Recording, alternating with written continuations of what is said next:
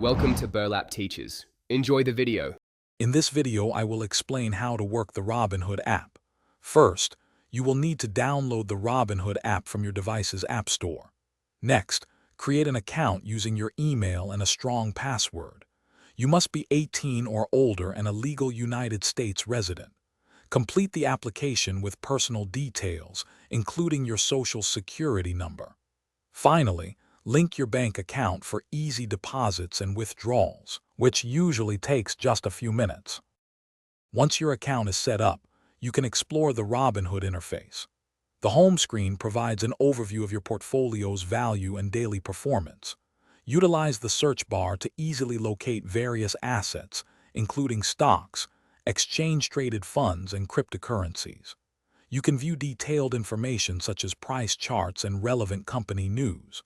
Additionally, access your personalized watch lists and discover new investment opportunities, all with commission-free trading. Now, let's make your first investment.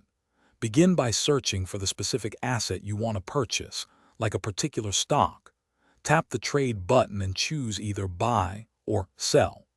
You can enter the number of shares or a dollar amount for fractional shares, with a minimum investment of just $1.